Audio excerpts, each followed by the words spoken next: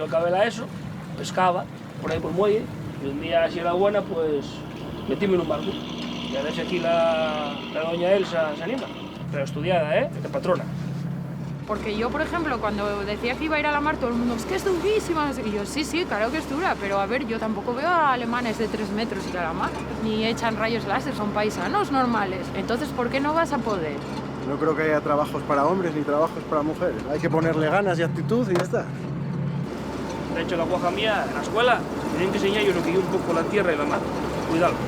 A mí la mar es otro mundo. No sé, a mí y en mi vida. Mi padre ya era marinero y luego pues yo lo mamé con él. Empecé a pescar aquí en 2006, pero trabajando en la hostelería. 1.000 millones como Adu, que vengan. Luego aquí pierdes la noción del tiempo. Aquí se te pasa el día y a veces que no mires ni el reloj. Que habrá quien no lo quiere y prefiere estar en una oficina. Yo me gusta más estar al aire libre. Luego aparte yo en fin de semana cojo la caña todavía. Es una pasada.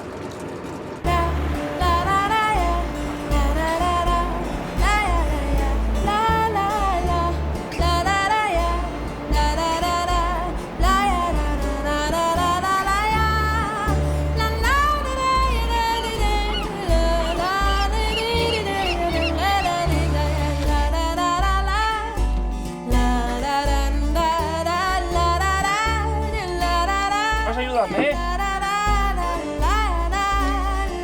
¿Ya sabes tú?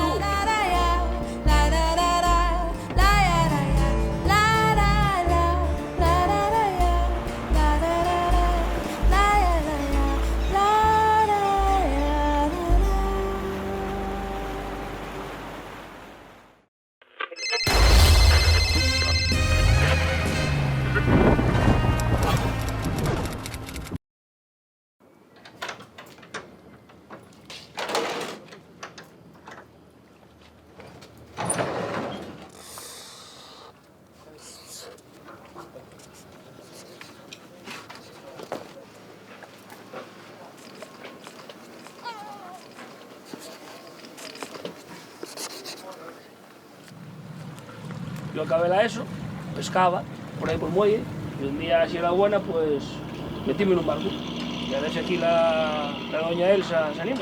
Pero estudiada, de patrona. Porque yo, por ejemplo, cuando decía que iba a ir a la mar, todo el mundo, es que es durísima, no sé qué. Y yo, sí, claro que es dura, pero a ver, yo tampoco veo a alemanes de 3 metros ir a la mar, ni echan rayos láser, son paisanos normales. Entonces, ¿por qué no vas a poder? No creo que haya trabajos para hombres ni trabajos para mujeres. Hay que ponerle ganas y actitud y ya está. De hecho, la guaja mía, en la escuela, tienen que enseñar yo lo que yo un poco la tierra y la mar. Cuidado. A mí la mar es otro mundo. No sé, a mí y en mi vida. Mi padre ya era marinero y luego pues yo lo mamé con él. Empecé a pescar aquí en 2006, pero trabajando en la hostelería. 1.000 millones como Adu, que vengan. Luego aquí pierdes la noción del tiempo. Aquí se te pasa el día y a veces que no mires ni el reloj. Que habrá quien no lo quiere y prefiere estar en una oficina. Yo me gusta más estar al aire libre. Luego aparte yo en fin de semana cojo la caña todavía. Es una pasada.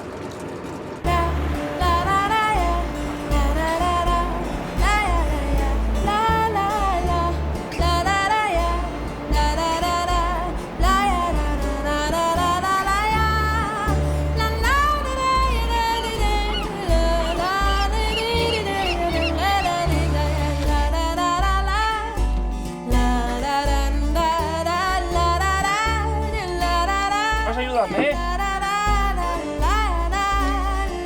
¿Ya sabes tú?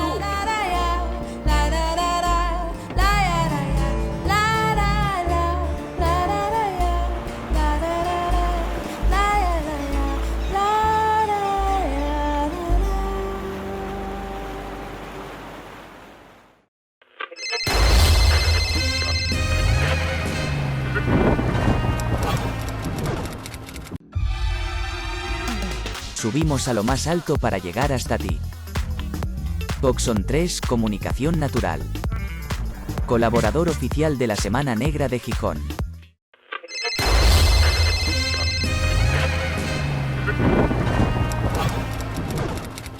Hola. Muchas gracias por acompañarnos en la Carpa de la Palabra de la Semana Negra. Vamos a hablar de uno de los thrillers de este verano que además es una verdadera Biblia de la mitología céltica y de cómo la demostración empírica de cómo los monstruos del pasado que creemos que son espíritus del bosque, encarnaciones de la naturaleza, que tenemos estas interpretaciones tan nice de lo guay y que es vivir en el monte, en comunidad espiritual, pues esto todo es mentira, son unos bichos más malos que nadie. Se dedican a secuestrar gente, a hacerles tratamientos de lavado de cerebro y además luego empiezan a destripando gente y apareciendo por los arcenes de las carreteras, luego aparece gente desaparecida y todo esto que les estoy diciendo es mentira. En realidad esta novela no va de eso, esta novela va de cómo el llegar a un sitio que todos tenemos en realidad pues mitificado, pensamos en lo bueno que es vivir en la naturaleza, qué bonitas son las poblaciones rurales, la Galicia vacía, si se puede decir si podemos utilizar ese término, que no es tan distinto de la Asturias vacía. Allí, en esos sitios tan idílicos, en esos paisajes tan maravillosos, pues suceden cosas horribles. Eso es el escenario que ha escogido nuestro invitado, Josan Mosteiro, en La cosecha pálida, que es el libro del que hemos venido a hablar esta tarde. Les agradezco que nos acompañen y al público que está en la anterior conversación, pues si quiere luego, después de la firma, unirse, pues será bienvenido. Y quisiera agradecer a Josan Mosteiro su presencia en la Semana Negra y que nos ha venido a hablar de esta cosecha pálida. Y yo quisiera que nos hablases un poco de cómo ha sido la génesis de este libro, esta idea de combinar thriller con mitología céltica y hacer este extraño combinado, este cóctel que ha sido esta novela. Hola, buenas noches, gracias por venir. Bueno, la idea, yo llevo publicando como José Natero, pues desde los 25 años, voy a cumplir 52 el mes que viene, no la aparenta evidentemente. Y para este thriller lo que surgió por una charla con la editora de Roca, con Carol París, que un día, no me acuerdo si estábamos hablando de novelas o de cine, me preguntó, ¿cómo que nunca has escrito un thriller? Y yo esto me lo llevé a casa, esta pregunta, porque en realidad todas las historias empiezan con una pregunta, y me pregunté, ¿cómo sería un thriller si yo lo escribiera? Entonces, a mí me gusta mucho jugar a la contra, darle la vuelta un poco a los clichés. Muchos thrillers, no todos, pero comienzan con una chica que desaparece. Entonces yo me pregunté me planteé la idea que la historia, que la acción que desencadenara toda la historia fuera no una chica que desaparece, sino una chica que vuelve. Me pregunté, una chica que vuelve después de 4 años desaparecida, nadie sabe dónde ha estado, y viene contando una historia así como muy rocambolesca, ¿no? Dice que le han secuestrado los mouros, que es un pueblo mítico que vive bajo tierra, es un pueblo del folclore gallego y asturiano también, y que se supone que ellos son muy fuertes y guardan grandes tesoros, y ellas son increíblemente bellas, de largos cabellos rubios y pelirrojos, y ella dice que los moros la han secuestrado durante 4 años y que es lo mejor que le ha podido pasar. A mí me gustaba la idea de coger los moros como una metáfora, porque es un pueblo subterráneo, como de emociones escondidas, de emociones que están bajo tierra, bajo piel, y empezaré a darle la historia, pero evidentemente no es una historia fantástica. Hay una periodista que se interesa por qué esta chica que ha desaparecido viene contando esta historia tan fantástica, quiere saber qué le ha pasado en realidad y decide investigar. Y evidentemente nos vamos a contar dónde viven los mouros y por qué hacen lo que hacen. Pero sí que podemos ir desvelando poco a poco algunas de las características de los protagonistas de tu novela y de sus vivencias. Y es muy tan importante como el bosque, como la mitología, como las creencias milenarias que están allí asentadas. Y es verdad que de las primeras cosas que te das cuenta es que cuando llega alguien de fuera, ya sea Cruz o los investigadores que empiezan a hacerse cargo de este caso, que empieza a llamar la atención. Claro, ellos llegan de fuera y todo esto de los mouros, que si el bosque de noche, que no es buena cosa pasear por allí, estas chicas que aparecen de la nada, casi son apariciones, Sí. se encuentran con un shock cultural muy grande, porque quienes viven allí creen en ello. o por lo menos creen que forman parte de su día a día. Mira, es que a mí la fascinación por bueno, sí, a mí me ha gustado mucho las leyendas, el folclore. Yo soy de Barcelona, mi madre es gallega, yo soy un chico muy urbanita, o era un chico muy urbanita, y cuando yo iba a Galicia a pasar los veranos, mis primas me hablaban de a Santa Compaña, as lavandeiras, las meigas, y ellos lo hablaban como algo real, como algo que existía, como algo que convivían. Y eso para un crío, pues eso, de ciudad, de pronto era, por un lado, fascinante, pero daba mucho miedo y me parecía muy interesante. Y me parece que todo el tema del bosque, los cuentos infantiles, siempre el bosque es el lugar donde viven los monstruos, es donde sucede todo lo malo, ¿no? Siempre te dicen, de hecho a mí me lo decían, cuando yo iba a jugar por ahí, por Galicia, me decían no te metas en el bosque porque hay muchos peligros, porque hay hombres que te pueden raptar, porque hay lobos, porque etcétera. Y me gustaba jugar con esta idea del bosque como territorio peligroso, ignoto, lleno de misterios. Me parecía que jugaba muy a favor de la novela. Luego, en lo que serían los protagonistas de tu novela, quisiera que nos hablases un poco de Asunta y la duquesa. Este dúo, no voy a decir investigador, pero sí que son quienes intentan desvelar qué es lo que está sucediendo. Y quisiera que nos hablases un poco porque la dinámica entre ellos funciona perfectamente. Ajá.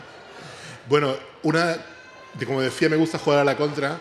Una de las ideas que tenía también muy clara era que no quería que la protagonista fuera un agente de la ley. No quería que fuera una policía o una detective, quería que fuera alguien de la calle, alguien cualquiera. Entonces, ¿quién puede? Y que no estuviera sujeta a la ley. Entonces, me parecía que para ello, para investigar, nada mejor que una periodista, en este caso además una periodista freelance, que cobra por noticia, que se puede meter, que puede pasar de la ley en algún momento dado y hacerles preguntas incómodas. Y me gustaba sobre todo la idea, para que tuviera, es un thriller que tuviera mucho ritmo, quería que hubiera mucho diálogo, y entonces una periodista era perfecta porque el arma de una periodista es su curiosidad, sus preguntas, y que descubriera los misterios a base de preguntar, de insistir, y que los personajes se definieran por lo que dicen, pero también por lo que callan. Y luego tiene esta jefa, que es la duquesa, que es una mujer que es su directora, que en realidad es un periódico digital que se llama El Eco Norteño, es un periódico que he inventado yo, que se publica, sobre todo que cubre la zona de Galicia y Asturias, pues que es una señora que tiene en el casino de Santiago, lo llama su oficina porque está allí siempre fumando, y fue la que le insiste a Asunta, que es la protagonista, le dice que esta chica que ha vuelto diciendo que hay que volver a otros tiempos, que las mujeres deben quedarse en casa, que tienen que ser más formales, que no deben trabajar, que deben quedarse en casa cuidando a los niños, que a esta chica le ha lavado la cabeza, que hay algo oscuro ahí detrás, y es la que le anima a que investigue. Y vamos a pasar a Cruz, que es precisamente esta chica joven, desaparece hace 4 años. Nadie tampoco parece echarla más Por su padre un poco la echa de menos, sí. Pero tampoco parece que en la población haya suscitado una especial alarma o una especial preocupación, y vuelve totalmente cambiada. Casi parecería que es una persona distinta. Totalmente. Cruz desaparece cuando tiene 15 años en la noche de San Juan. Todo el mundo en el pueblo, es un pueblo pequeño en el corazón de Galicia, todo el mundo sabe que es pues una chica muy fiestera, que a pesar de tener 15 años se emborracha, va con chicos, etc. Perdón. Y cuando vuelve completamente cambiada. O sea, realmente le han hecho un lavado de cerebro diciendo que la hayan secuestrado, que haya pasado 4 años bajo tierra, que vuelve muy pálida, de ahí el nombre del libro. Es lo mejor que le ha pasado, y viene con este discurso muy retrógrado, porque a mí me interesaba hablar de la violencia, pero no de la violencia física, que es terrible también, sino la violencia de las ideas, de la violencia de que la gente, cuando no te dicen lo que tienes que hacer, cómo debes comportarte, y no te dejan ninguna libertad. Me parece que esa violencia es tan terrible como la física, porque aunque no deja marcas, probablemente deja cicatrices internas mucho más duras y más complicadas de sanar. Yo quisiera que nos hablases también un poquito de este aspecto del libro. En un momento en el que en la ficción negro criminal prima el elemento de la violencia física, de la violencia material, optas por utilizar como herramienta narrativa, como motor de la narración, precisamente esto, la violencia psicológica, la violencia psíquica, la capacidad de utilizar determinados mecanismos para cambiar nuestra forma de ser, porque Cruz ya no es la misma, no solo por el paso de 4 años en esas condiciones de un aislamiento en un entorno subterráneo alucinante en realidad, porque nunca ella es capaz de describir bien dónde ha estado, hace referencia a la mitología, pero tampoco es capaz de efectuar una localización o un relato cronológico cerrado.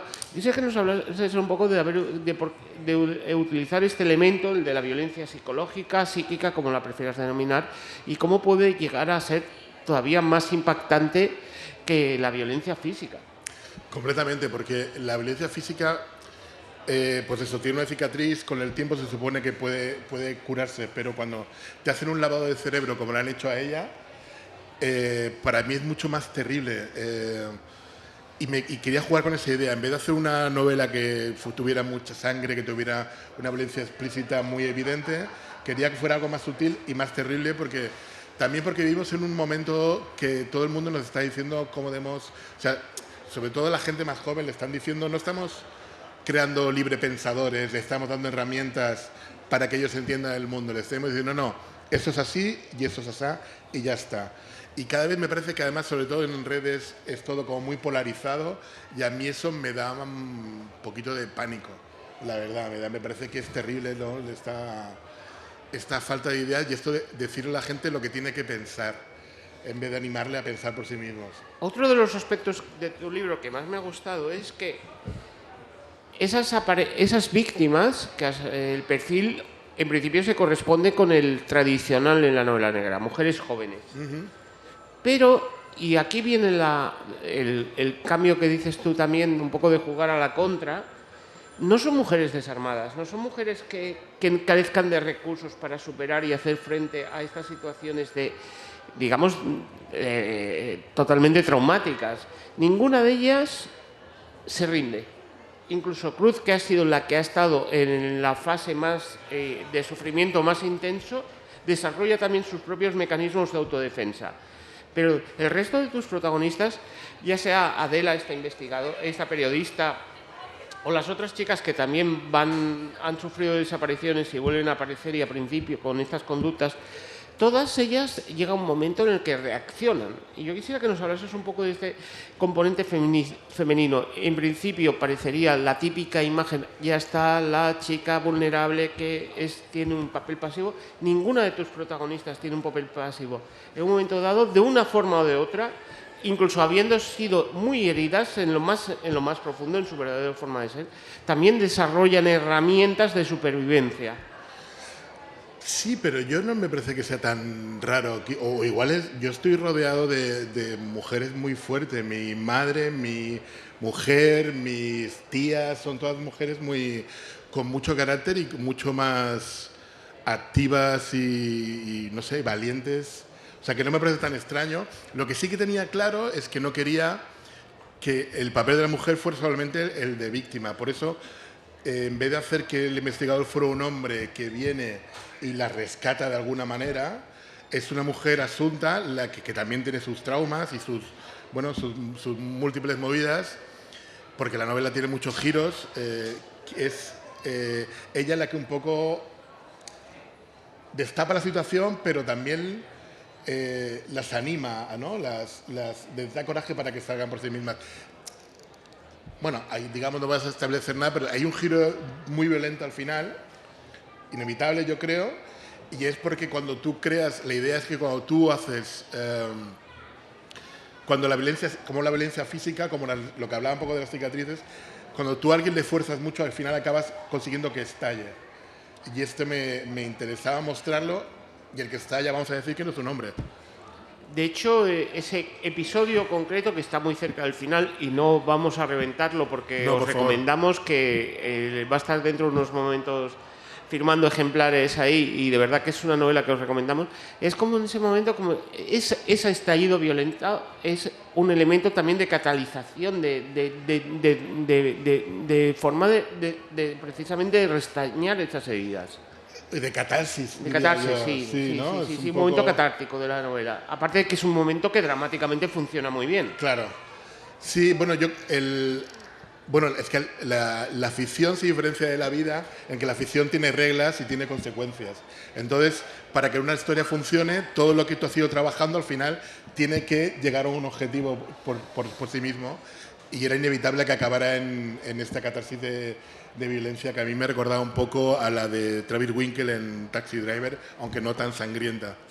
Y bueno, antes de llegar al final no puedo dejar de preguntarte, La cosecha pálida está funcionando bien, ya os digo, es un thriller totalmente adictivo, pero es que ese Buenísimo, componente es mágico... buenísimo. No solo es buenísimo, es el libro que deberíais tener y disfrutar, porque yo no sé que en realidad si venís a la Semana Negra y no leéis este libro es como si no hubieseis venido. Así No que tiene bueno, sentido. es el libro, en singular. Pero sí que no quisiera que nos hablases un poco también de este componente mágico. Has escogido la mitología gallega, que decías pues que siempre te había traído, incluso Sí. siendo un urbanita de Barcelona. Y yo quisiera que nos hablases un poco de toda la fase de documentación, de cómo te has sumergido en ello. Bueno, yo tengo que confesar que yo no me documento mucho.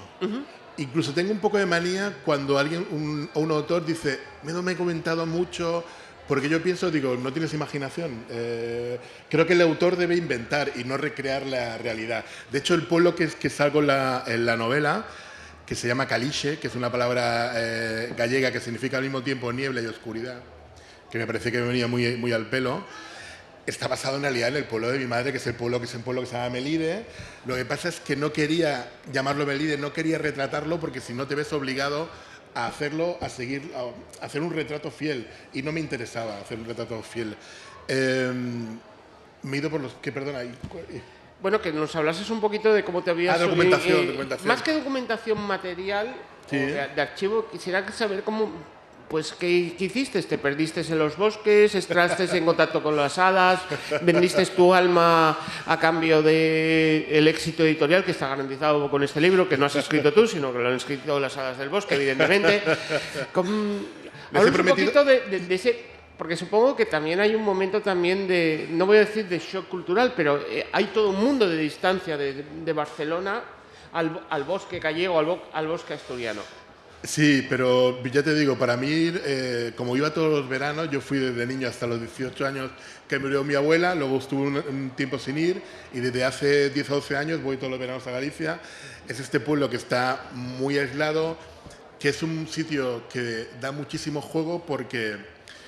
hay un centro, un núcleo urbano, pero hay multitud de aldeas que las casas, por ejemplo, la casa de mi abuela, se la hizo mi abuela y mi abuelo. Tú puedes construir, o sea, nadie sabe lo que hay debajo de esas casas, nadie sabe lo que hay en los terrenos. Tú puedes construir allí una casa donde tengas a alguien secuestrado durante años y nadie lo va a saber. Nadie va a escuchar tus gritos, como se decía en la película Alien en el espacio. Y me gustaba mucho ese terreno en estos pueblos en que todo el mundo se conoce unos a otros, pero en realidad de puertas para adentro nadie sabe cómo viven los demás. Y es que una de las ideas de la novela era que yo no quería hacer que, vamos a decir, el malvado, la malvada, por no dar pistas, el villano, fuera alguien loco, tipo con la película Seven. Alguien que tiene una obsesión, con un maníaco religioso. No quería un psico-killer, porque esto es Galicia, no Wisconsin. No, quería algo que fuera más real. Entonces, tenía muy claro que quería que este malvado o malvada fuera una persona normal, alguien que tú te cruzas en la calle con ella siempre y que hace algo horrible, pero por un motivo que aunque tú no harías nunca, lo puedas entender. Y me parecía que este era el territorio adecuado. ¿Y hay planes para seguir contando las historias de Asunta? ¿O esto es el principio de una serie? ¿O tú no te planteas el desarrollo de esto como una serie y ya trabajas ahora en otra cosa totalmente diferente, alejada de...? Ahora mismo estoy trabajando en otra cosa diferente, pero ojalá funcionara, porque a mí me gusta mucho este trío que forman Asunta, la duquesa, y un personaje que no hemos hablado, que es Aurelio, es el guardia civil retirado, que es probablemente el que yo más me identifico de la novela, Y me parece que este trío realmente de investigadores casi al margen de la ley, me parece que dan mucho juego. Y tengo alguna idea pensada, pero todavía no me he puesto con ella. Dependerá si la novela funciona, depende de vosotros.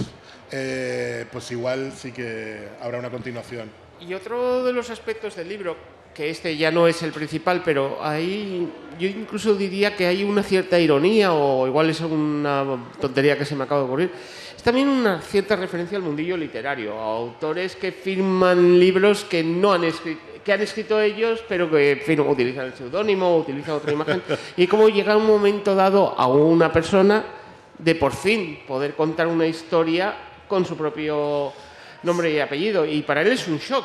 Totalmente. Bueno, porque hay un personaje también secundario, pero muy importante y muy relevante, que es un escritor que hace novela romántica, pero publica con nombre femenino. Y esto existe, esto no es nada raro. O sea, yo tengo una conocida que es editora de novela romántica. No hay autores de novela romántica masculinos, siempre son mujeres, pero dentro de esas mujeres hay algún hombre escondido que escribe novelas como churros, porque funciona muy bien el género romántico. Y este personaje es un escritor que hace novela romántica por dinero y que tiene un público muy fiel y nadie sabe que es su nombre en realidad. Y cuando se presenta esa historia la puede escribir. Pero es que además no es tan raro. Yo, por ejemplo, he sido negro literario de una niña youtuber. No voy a decir el nombre, pero hace 3 o 4 años me contactó una editorial para que una niña que tenía 9 o 10 años y bailaba muy bien, por lo visto, me propusieron que escribiera una novela como ella protagonista. Y yo, por supuesto, lo hice porque era un dinero fácil. Y la novela la firmó la niña. Cualquiera con 4 dedos puede entender que esa niña de 10 años no había escrito ninguna novela. Pero, o sea, que no es tan raro que los que nos dedicamos a esto, para pagar alquiler, acabamos escribiendo cosas que no es con nuestro nombre.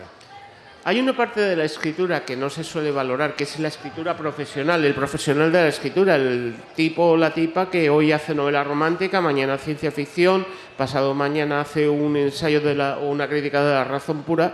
Y hacer eso me parece siempre que es algo que no se ha sabido valorar, porque no solo es un trabajo, creo que también es un proceso de aprendizaje muy importante para cuando luego quieres contar tus historias. Totalmente.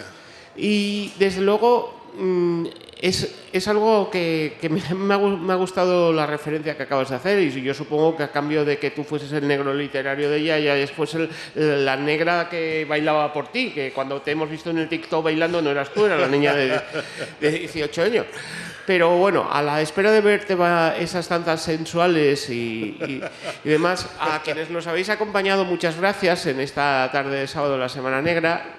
Recomendaros que os leáis esta Cosecha pálida por muchas razones, porque el paisaje que nos retrata Josean es el paisaje de Galicia, pero es también el paisaje de Asturias. Sí. Esos paseos por el monte, por los prados, por la tarde-noche, a veces son muy agradables y es muy bonito, y nos dicen, vayan al campo, que van a encontrar en comunidad con la naturaleza. Lo que no saben es que en esa naturaleza tan bonita, todo en equilibrio, con los 4 elementos del cosmos y demás, habitan seres peligrosos.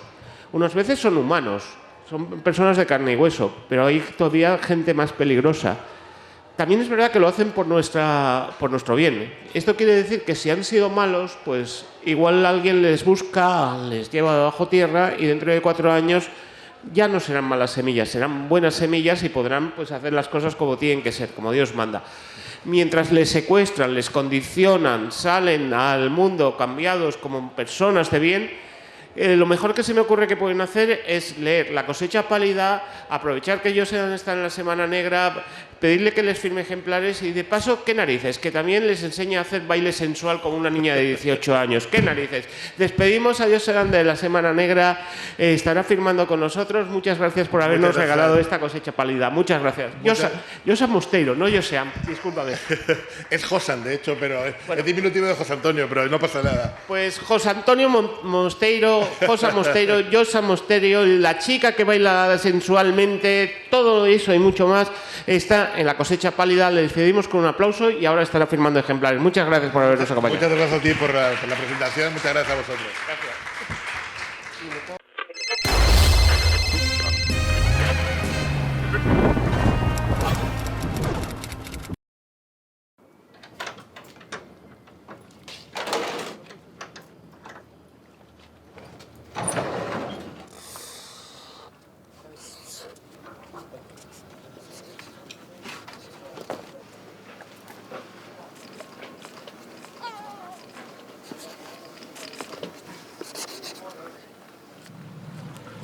Yo acabé la ESO, pescaba por ahí por el muelle, y un día, si era buena, pues metíme en un barco. Y a ver si aquí la doña Elsa se anima. Pero estudiada, de patrona. Porque yo, por ejemplo, cuando decía que iba a ir a la mar, todo el mundo, es que es durísima. Y yo, sí, sí, claro que es dura, pero a ver, yo tampoco veo a alemanes de 3 metros ir a la mar, ni echan rayos láser, son paisanos normales. Entonces, ¿por qué no vas a poder? No creo que haya trabajos para hombres ni trabajos para mujeres. Hay que ponerle ganas y actitud y ya está. De hecho, la guaja mía, en la escuela, me tienen que enseñar yo lo que yo un poco la tierra y la mar. Cuidado. A mí la mar es otro mundo. No sé, a mí y en mi vida. Mi padre ya era marinero y luego pues yo lo mamé con él. Empecé a pescar aquí en 2006, pero trabajando en la hostelería. 1000 millones como Adu, que vengan. Luego aquí pierdes la noción del tiempo. Aquí se te pasa el día y a veces que no mires ni el reloj. Que habrá quien no lo quiere y prefiere estar en una oficina. Yo me gusta más estar al aire libre. Luego aparte yo en fin de semana cojo la caña todavía. Es una pasada.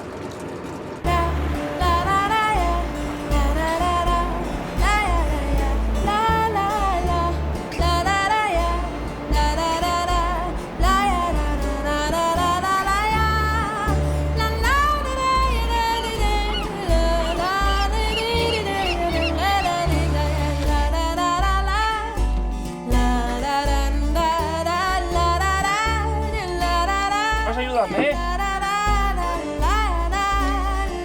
Ya sabes tú.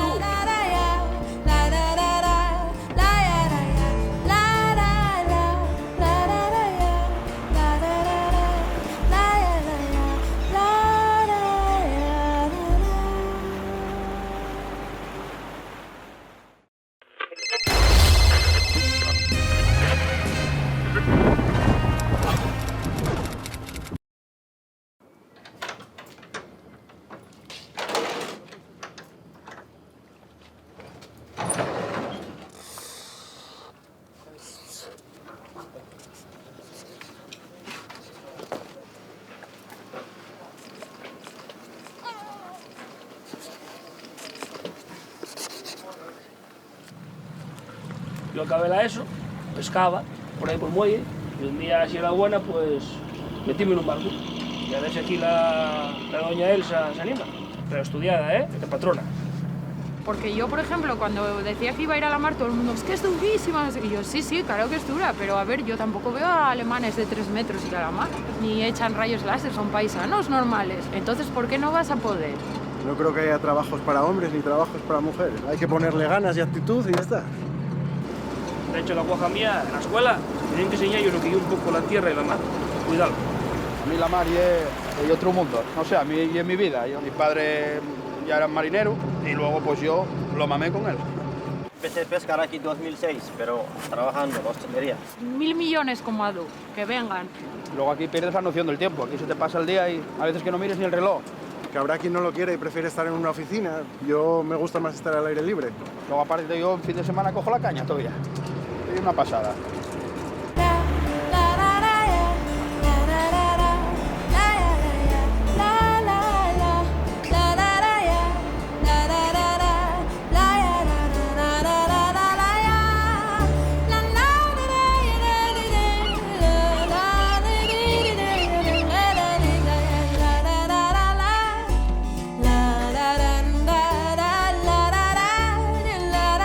Vas a ayudarme, Ya sabes tú.